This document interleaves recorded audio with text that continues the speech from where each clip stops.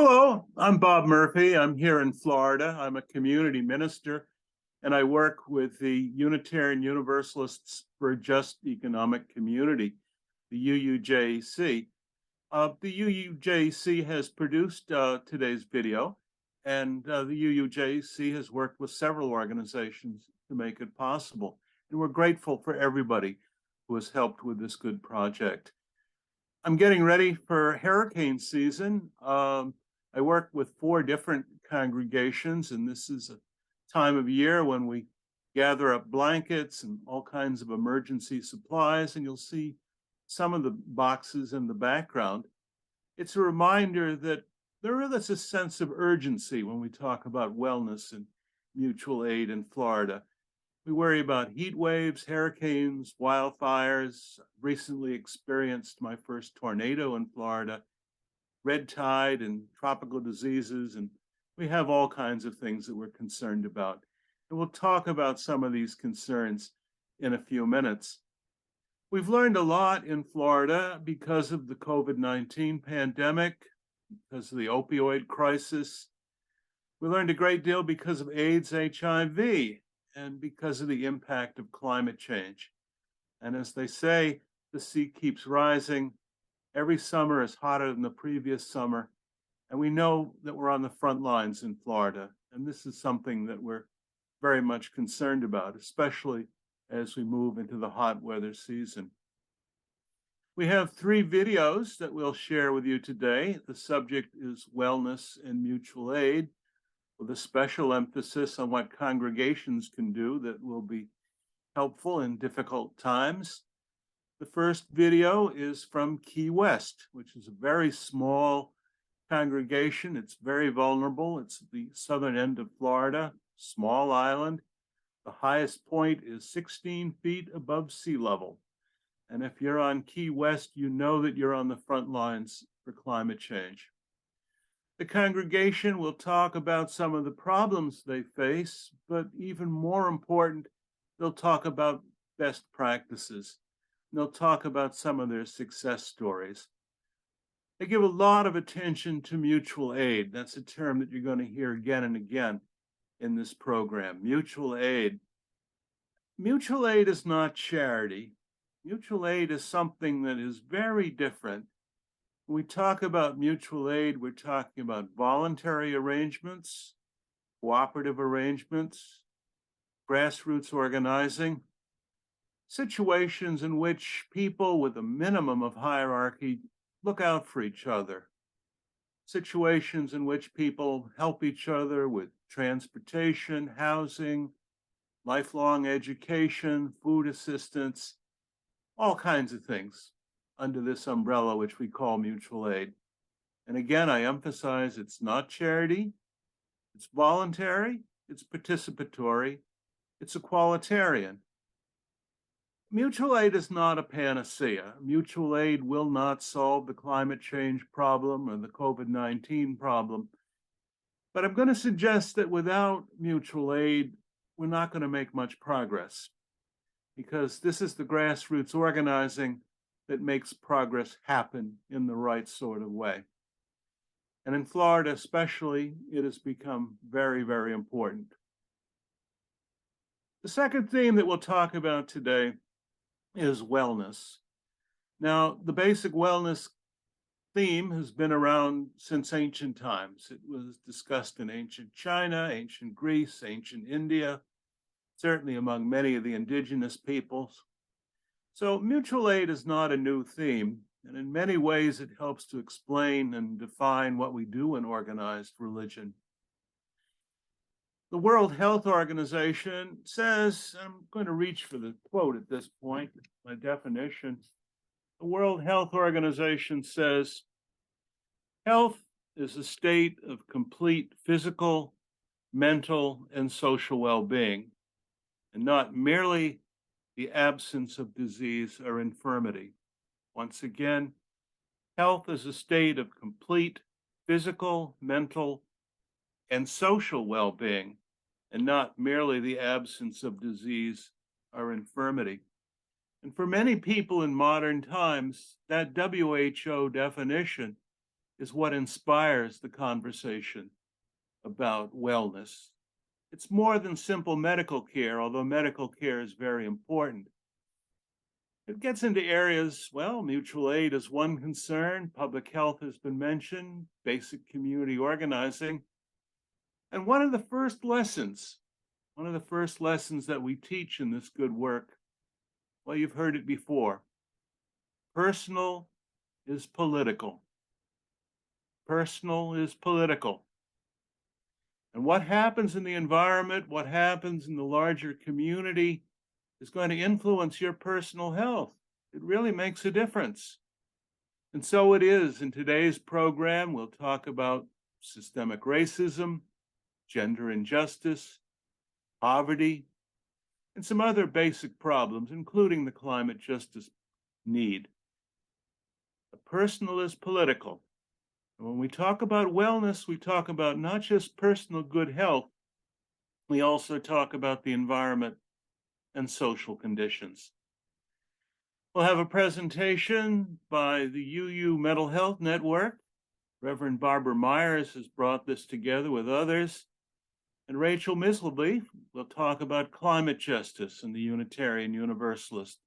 And Rachel will mention some of the grassroots organizing that's now taking place, particularly among our congregations. These are resources that your congregation can use, and there are other resources as well. In the seasons ahead, we hope to expand this conversation as we continue to talk about organized religion, wellness, and mutual aid. Thank you for being with us today. Thank you for coming to our talk on mutual aid.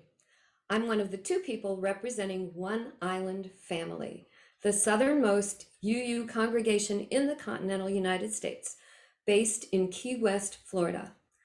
Our building is on the traditional territory of the Calusa and Tequesta nations. I'm music director and Zoom aficionado of that congregation. Mutual aid is a concept that underlies a lot of what we as UU congregations do already.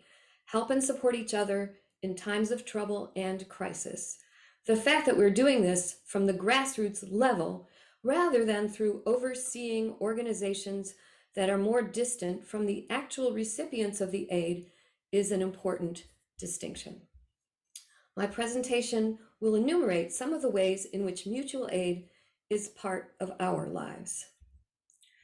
Key West is a tiny island off the southern coast of Florida. Here's the map of Florida. What trails off here, you see the Florida Keys at the bottom, are 43 islands connected by bridges over 125 miles up to the mainland. The island of Key West itself, the last island, is only 2 miles wide by 4 miles long, with about 28,000 year-round residents. That number swells to about 40,000 people on any given day during tourist season. It's a busy little island, and it is a close-knit community. A very artistic, irreverent, creative, and iconoclastic group of people are attracted to this place. In fact, in 1982, after the US Border Patrol set up a roadblock to check cars for drugs and illegal immigrants, the Conch Republic was formed. Key West nominally seceded from the unions. Here's the Conch Republic flag. The motto is, "We seceded where others failed." Here are some good-natured Conch Republic protesters. An indication of the Key West determination and spirit of inclusivity is the city's motto, "One Human Family." Created by one of our congregants, this began as a local proclamation and has expanded beyond our boundaries. It's a call to include LGBTQ people, immigrants, differently abled, people of color, all are in one human family. Tomorrow is annual National HIV Testing Day. I thought I should mention that during the height of the AIDS epidemic in 1986, a group known as AIDS Help formed in Key West. Their purpose was to supply medical guidance, food, companionship, and housing options to people living with HIV. That made a big difference to a number of people in our community. A memorial has been placed on one of our piers to commemorate those in our community who have died of AIDS. Because of its location, Key West is susceptible to natural disasters, particularly hurricanes, which can cut off electricity, cable and phone service, deliveries by truck, and even water through a pipeline from the mainland. We are absolutely dependent upon the single 2-lane highway that runs from Key West to the mainland of Florida. This road brings us food, building supplies, paper goods, in other words, all of our essentials. And the highest point on the island is only 16 feet above sea level. Here's a view of our Fort Zachary Taylor State Park. Following this are some photos of Hurricane Wilma in 2005. It is true that people who choose to live on Key West know what they're getting into.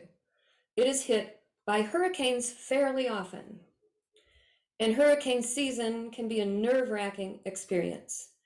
There are a few days as a hurricane forms when the state government can issue an emergency evacuation order. Then the problem is where to go. The entire state of Florida can be in the track of a hurricane. As happened to one friend of mine, she evacuated from Key West where the electricity and water were cut off for a week, only to end up in Sarasota where there were no services for 2 weeks. So what do people do here? They help each other. Supplies are gathered to begin with. Calls go around to see if anyone needs anything. If people need help boarding up their windows or bringing in deck furniture, that is provided. People touch base with each other. If someone's alone, they might be invited to stay with a friend or a member of one island family during the storm. We also look out for each other's pets, and that can be a tricky consideration. During Hurricane Irma in 2017, one of our arts organizations in a very sturdy building opened its doors to people who were in particularly vulnerable areas. They also had hardwired phone service, so messages were being passed on constantly. Hurricane Irma hit the Middle Keys harder than the city of Key West. So our members and others were driving back and forth with food supplies, building supplies, tarps to cover damaged roofs, and more. Although this is not hers, one friend of mine whose trailer home was completely destroyed had 2 busloads of church groups magically show up and pitch in to clear her land and remove the debris. Makeshift relief centers sprung up, like this one at mile marker 50. That's how we designate addresses along Route 1. And there was still need for help around the holidays, so a toy drive was initiated as well. Ways that One Island family is specifically involved in community action and mutual aid is through our highway cleanup program. At least twice a year, our members don their safety vests and head out with garbage bags to clean up the environment. And Habitat for Humanity needs volunteers to help restore, build, and renovate structures. At least 2 of our members are beneficiaries of Habitat for Humanity housing. On a personal note, I do spend my summers on Peaks Island, Maine, a community of only 1,000 year-round residents. A situation where mutual aid has gone to the internet is exemplified by a recent disaster on our island. 2 islanders lost their home to a devastating fire. Not only were offers of supplies, food, and clothing and help made, but a GoFundMe campaign raised over $90,000 for the couple on this little island. On a larger scale, a bridging organization known as Grassroots International works for social justice goals around the world by going into communities and finding out what the basic needs of the people are. Then they offer assistance with as little red tape and restrictions as possible to those communities. We at One Island Family aim to keep the 7 UU principles in our minds, our hearts, and actions throughout our days and our lives. And now I'd like to turn the presentation over to my friend Astoria. Thank you, Nancy.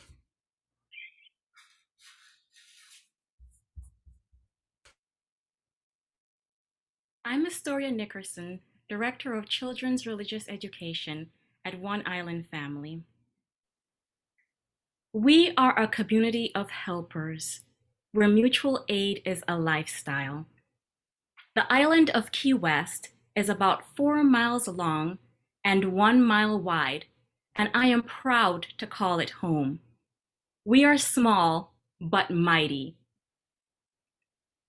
Henry Ford II once said, "No society of nations, no people within a nation, no family can benefit through mutual aid unless goodwill exceeds ill will, unless the spirit of cooperation surpasses antagonism, unless we all see and act as though the other man's welfare determines our own welfare."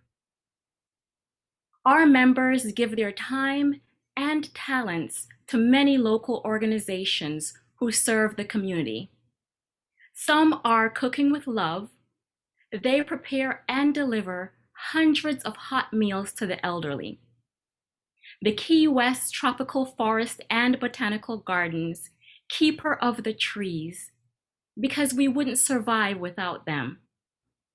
Keys to be the change and Take Stock in Children provide scholarships and mentoring to our youth, our future. Nancy Forrester's Secret Garden and Bird Sanctuary and the Key West Wildlife Center care for our feathered friends that need to be rehabbed and or rehomed. Protecting animals means that we are preserving our precious ecosystem. The Community Foundation of the Florida Keys provides grants that ultimately serve those in need. The Key West Sunrise Rotary is part of Rotary International, the largest service organization in the United States. The Key West Sunrise Rotary do their own fundraisers throughout the year to raise money that they give to support local nonprofit organizations and high school scholarships to worthy individuals or teams in need of assistance. In times of emergencies like hurricanes, Rotary clubs around the country contribute supplies and equipment. After Hurricane Irma, the club coordinated delivery and distribution of tons of water, tools, and clothing for first responders and others. During the hurricane, it was mandatory for all first responders to stay in Monroe County. However, they were duly tasked with needing to care for their families and everyone else. Key West Sailing Center is committed to sailing education, recreation, and social use. On an island like ours, they ensure that the sport of sailing is accessible to all. Florida Keys Outreach Coalition for the Homeless provide valuable housing to those displaced, but especially women and children.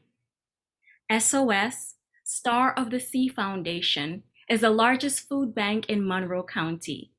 They ramped up services during the pandemic and distributed meals, which were available in several areas, making food available to those who needed it.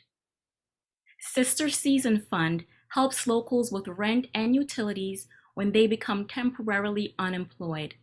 This is vital in Key West, as our primary industry is tourism.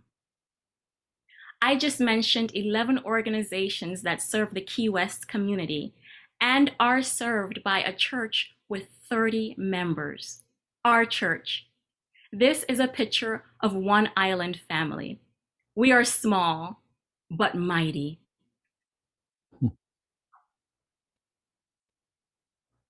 When the pandemic began, we used technology in new ways to keep our connections strong. Under the tutelage of our talented music director, we were able to continue Sunday services. Members who were in other parts of the country were able to join. And even during those trying times, we stayed connected. There was a bright side. We learned and we grew. We remained flexible and open to new possibilities. Author Heather Marsh has said, and I'm paraphrasing, "The first thing that happens in a disaster is the breakdown of hierarchy and the establishment of altruistic aid." Members ran errands for each other and did things like grocery shopping for those who weren't able. The church cleared its pantry and donated the food. Emails went out with offers of food. We checked on each other and developed an emergency list of phone numbers and addresses so that everyone had a lifeline. Members practiced social distancing and sheltered in place. As time went on, we stayed safe and we showed up for each other. There was gardening and leisurely walks, protecting each other's mental health with movement and light socialization. We were our brother's keeper. Once a vaccine became available, tech-savvy members lined up appointments for those who weren't able to do it for themselves. They also ensured that everyone had transportation to get the vaccine. The congregation intuitively made things happen. We are small but mighty. Fort Zachary Taylor is a 54-acre historic state park centered on a Civil War era fort near the southern tip of Key West, Florida. When it was safe and COVID restrictions eased, members felt comfortable getting together. We would sit near the spot where the Atlantic Ocean and the Gulf of Mexico meet. These were informal gatherings. We laughed, fellowshipped, and watched the beautiful sunset. This is a picture taken at one of our Saturday sunsets. The sight is nothing short of spectacular, and the company was just as good. During Hurricane Irma, the first hurdle was evacuation. FloridaCounties.com notes that the Hurricane Irma evacuation was the largest mass exodus in U.S. history, with 7 million people across Florida, Georgia, and South Carolina being asked to evacuate their homes. 54 counties issued evacuation orders. Those who evacuated worried about being able to get fuel, as many gas stations ran out of fuel 1 to 2 days before Irma hit.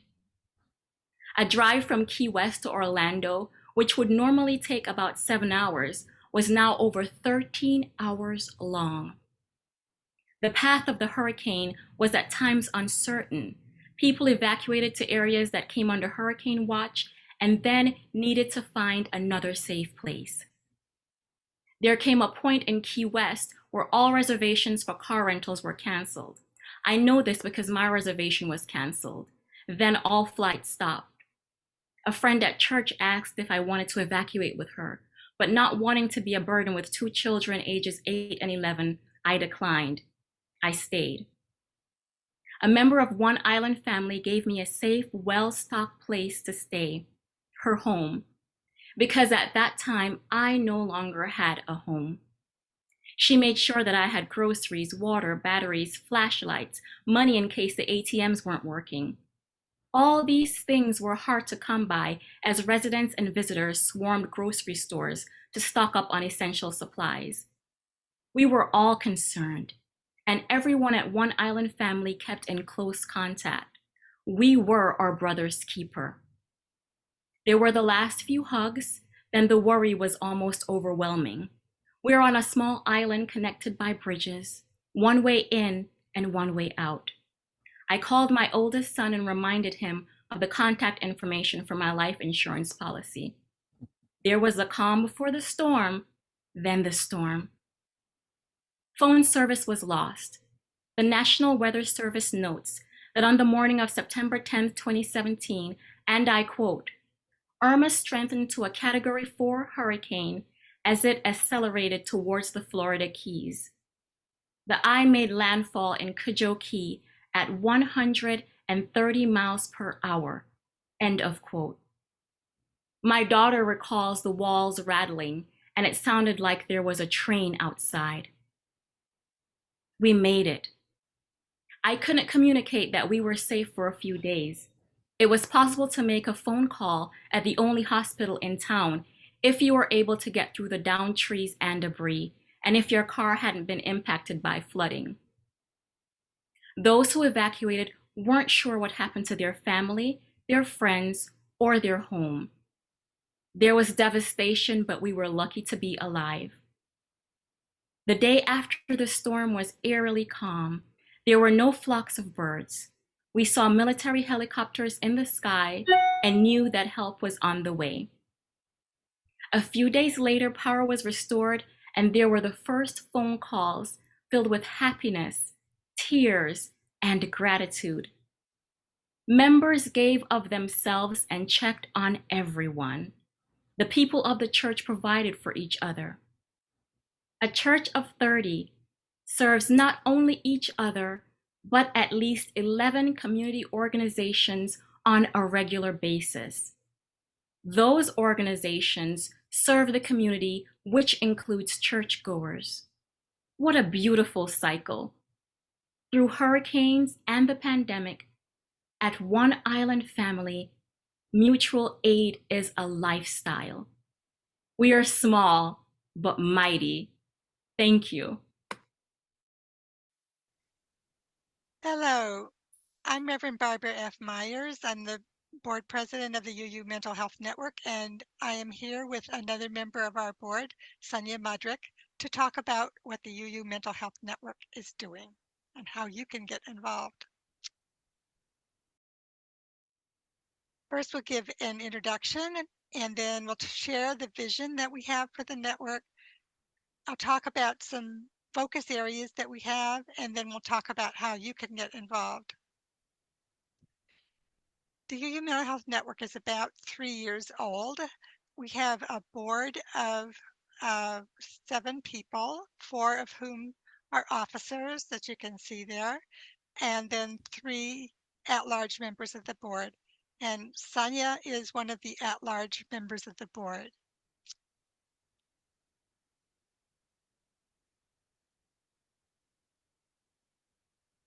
So our vision is that we want people with mental health problems to feel included, safe, respected, and beloved. We want for congregations and their ministers to talk about mental health and mental health problems. We strive to demarginalize and destigmatize mental health conditions, and part of it is to talk about it more often and more freely. We want to educate people with and without mental health issues what it is like to live with and around mental health problems. We want to share resources regarding treatment options and lifestyle changes that are conducive to improving mental health. We want to provide information on what is available and what may be coming. One of our goals is to further evaluate within the UUA what people need and want in terms of support, help, representation, and inclusion. We want to provide online discussion platforms for people living with mental health problems and their families, starting within congregations, but possibly also doing it region-wide. We want to focus not only on problems of living with mental health issues, but we also want to have a place to share success stories and illustrate that you can live a meaningful and fulfilled life despite mental health problems. Thank you, Barbara. Thank you, Sonia. We have 4 focus areas where we have decided to put our efforts. They are education, worship, support groups, and social justice. So I'll talk about each of these areas. In terms of education, there is a book called Held showing up for each other's mental health that I wrote. It was published by Skinner House Books, UU publisher, in 2020. And uh, it has chapter questions after each chapter so that it can be used in book reads, and it has been used by a number of congregations as a book read. A number of the quotes in there are now in the UU worship web, and also quotes from other books having to do with mental health are in the worship web now so they can be used in services throughout the denomination. And we've held workshops focused on the content of the book in various different congregations around the country, even some that are non-UU. What we want to do is to have more books, more educational materials. There's one proposal that is being worked on right now for a mental health justice book. There's a book on emotional CPR, which I am one of the editors of. That's about ready to be published. Emotional CPR is a program from the National Empowerment Center in the Boston area, and it's focused on showing people how to be with someone who's in a mental health crisis and be helpful to them. And of course, we want to see other kinds of books as well. In terms of education for congregations, we want to first find out what the congregations need, and then perhaps provide things such as webinars or a venue for sharing stories, or more things that might be helpful to congregations uh, in their education about mental health. And we want to provide resources for congregations beyond what we ourselves have done. In terms of worship, um, we've done, I personally have done, and I know other people on our board and our former board members have done worship services in congregations focused on mental health. Many UU ministers have written a sermon about mental health, and there is a library of those sermons that we have. What we want to do is we want to have a speakers bureau with people who can speak when there's a request for a speaker on mental health issue. We want to have guides for giving worship in a congregation that focus on a subject of mental health, and we want to have um, periodic online services that we ourselves put on and focusing on mental health themes. In terms of support groups, we see ourselves focusing on marginalized populations, LGBTQ populations, BIPOC populations, or other populations, having an online group where they can share what they go through in terms of mental health problems. We want to enhance our advice on how to run a local support group. So if you have a support group you want to run, we want to give you advice about how to do that. We want to support emotional CPR trainings to help people in crisis, and we want referral resources for congregations. We're just beginning to do social justice work. There's a picture of me there with Jacqueline Duhart at a demonstration in our local area where we were protesting the death of prisoners with mental health issues in their jail. And 40 to 50% of the prisoners have mental health issues. In addition, we have begun a dialogue with the Side with Love to see if there's any synergy between what they're doing in terms of decarceration and what the kinds of work that we'd like to get involved in. We want to do more things, of course, more work on decarceration, a way to protest the harmful use of solitary confinement, which causes mental health problems. Many times people with mental health issues are put in solitary confinement, and that makes things worse for them. Um, we will be doing some joint work with a Facebook group called Mental Health Justice UU, and that's just the preliminary understandings without it are just being worked out right now. And of course, we want to do more things. So We have a board of 7 people. We can't possibly, by just 7 people, do all those things by ourselves. We need committed and people that are motivated to do this kind of work to help us. So you can do this by joining the UU Mental Health Network at uumentalhealth.org/join. There's a dialogue where you can tell us what you're interested in. You can help us determine what our priorities are. And you can, if you find one of these teams that we're working on, you can join a team and help make all of this happen. Thank you for being with us. And I'm Barbara Myers and Sonia Mudrick. And Thank you. our email is info@uumentalhealth.org and our website is uumentalhealth.org. So thank you very much. Hello, I'm Rachel Mislivy, your climate justice organizer with the Side with Love organizing strategy team at the UUA.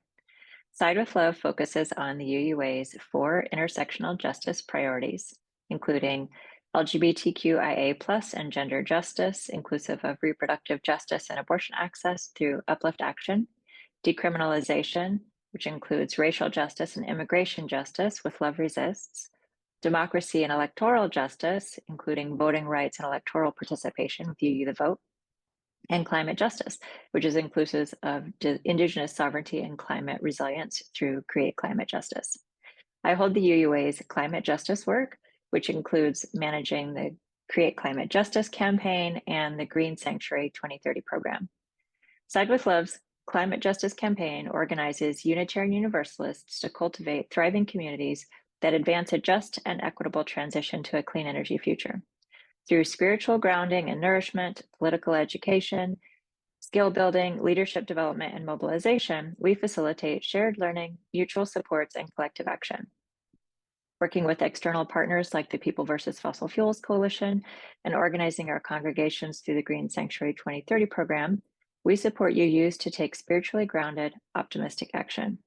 I'm pleased to be here with you today to talk about mutual aid, and I want to begin with a little bit of framing. So mutual aid is solidarity, not charity. It can be a human response to disaster. It can be immediate, single response to an event, or long-term and supportive communities. It can also be an act of resistance. I'm going to walk you through a few examples of UUs using mutual aid for climate justice. This year has seen one climate disaster after the other, from devastating wildfires in New Mexico and California, to flooding, to the drinking water crisis in Mississippi, to Hurricane Fiona and Hurricane Ian, historic snowfalls across the West and upper Midwest, to tornadoes in unexpected places. We've barely been able to catch our breath from one disaster to the next. And I know many of us are grieving for these and so many other things. I take heart, however, at the resurgence of mutual aid since the pandemic. As we have seen this past several years with so many historic events, one thing is true: when systems fail us, our community doesn't. As Molly Costello from the Climate Advocacy Lab says, moments like these require that we be adaptable and embody resilience so that we can support vulnerable communities. Dismantling racism and other forms of systemic oppression is central to creating climate justice and critical to creating thriving communities. In the United States, communities impacted by racist housing policies like redlining experience disproportionate climate impacts, including more extreme heat, more intense pollution, air pollution, higher poverty, and significant health disparities. For example, Black children are twice as likely to be hospitalized and 4 times as likely to die from asthma as white children. BIPOC communities experience the harshest impacts of climate change and climate disasters, climate-related health impacts, and daily exposure to the pollution that drives climate change. The new Green Sanctuary 2030 program focuses on congregational transformation, justice, and mobilization. Green Sanctuary teams are required to cultivate trusted relationships with frontline communities to work in direct, collaborative relationships. This intentional focus helps UUs move from paternalism and charity to solidarity and community.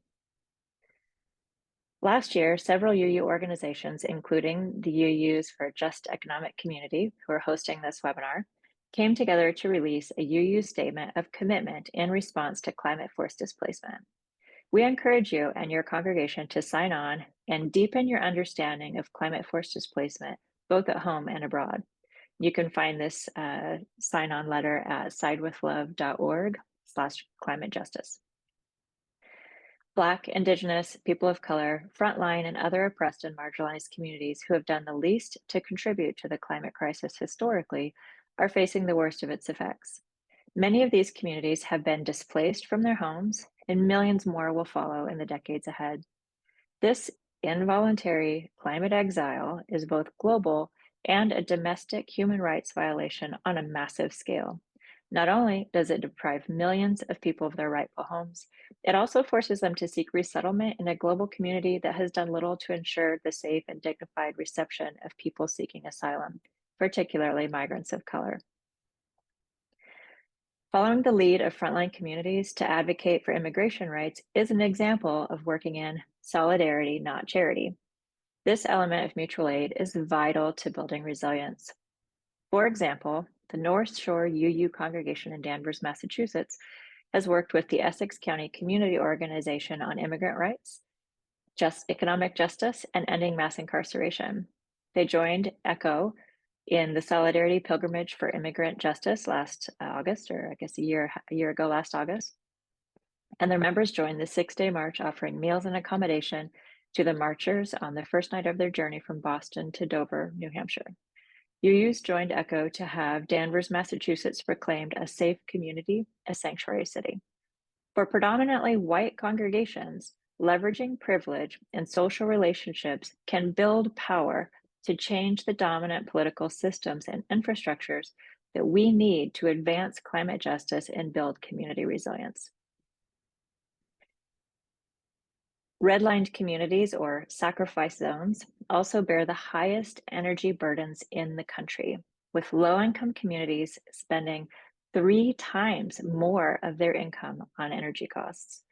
I'm sure the percentages shared on this slide are much higher now as energy costs have skyrocketed in the past year. Urban heat islands plus high energy burdens plus poor air quality combine to increase incidence of violence and mental health crises in redline communities, which leads to increased incarceration and criminalization of people of color. Again, it's impossible to separate struggles for climate justice and racial justice because they are so deeply intertwined both here in the United States and across the globe. Several green sanctuary teams are working on energy and utility justice issues. For example, the Unitarian Universalist Fellowship of Athens, Georgia, is working with the West Broad Advisory Board to identify opportunities to weatherize low-income homes in their community to offset their carbon footprint.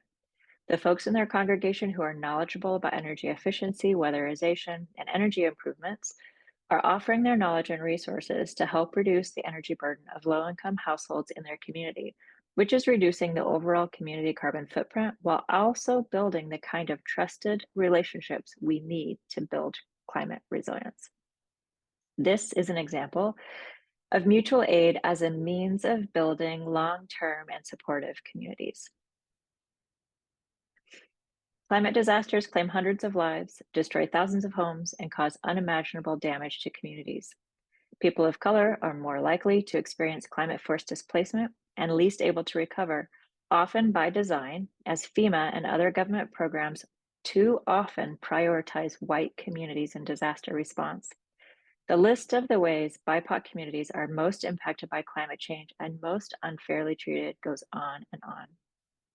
As congregations working for climate justice, we have a responsibility to be fully aware of the power and resources we have, and to redistribute and leverage our power and resources to support the leadership and self-determination of frontline communities. We must know what we have to offer and make our resources and our people available as generously as possible. Mutual aid is a natural human response to disaster. An example of this is the Greater Nashville UU congregation in Tennessee.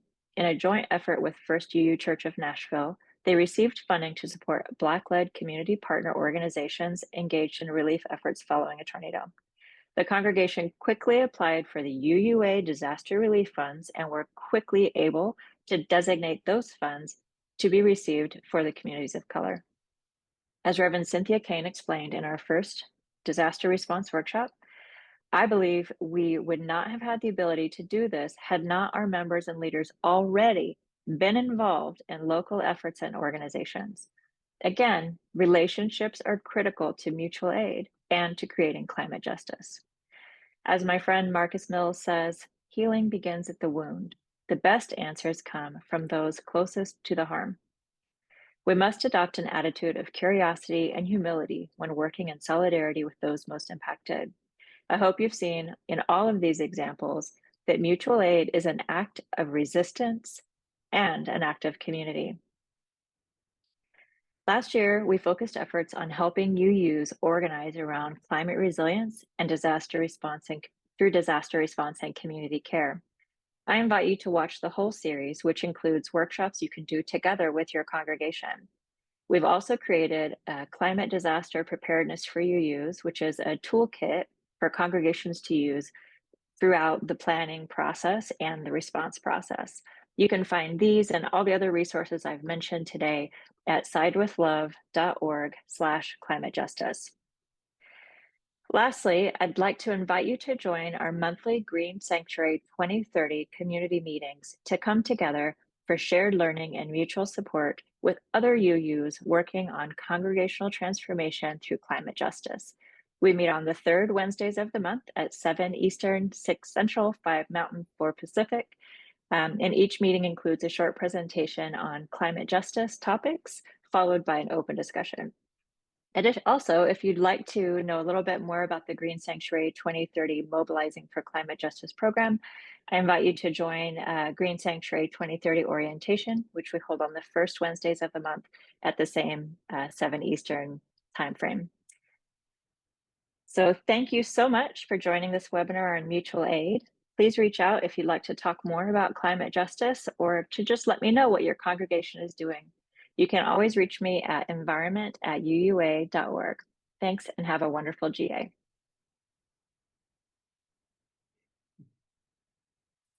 I want to thank all of the speakers who've been with us today, all of the people who've made this video possible. And there are many others who should be mentioned because there are many congregations and clusters and networks that are involved in wellness and mutual aid work. And all of them deserve recognition and thanks. We live in a very difficult time, a time of pandemics, wildfires, hurricanes, economic difficulties, systemic racism. It's a great many problems. And as I said a few minutes ago, the personal is political. It's very hard to have a healthy and good life in isolation because what happens in the environment, what happens in your community will impact on your health, personal health, and personal well-being. I add one more comment at the end of today's program. When we talk about wellness and mutual aid, we get back to some of the basics in organized religion. We come into a better understanding, a deeper understanding of why organized religion is important and why it survives in the 21st century. This is how it started, with a heavy emphasis on wellness, mutual aid, caring for your neighbors, you care for yourself. These are some of the basics in organized religion. And many of you already know these points. When we can be helpful, when organizations like the UUs for Just Economic Community can provide assistance, let us know what you need. We'll try to be useful. And thank you for being with us today. You're very much appreciated.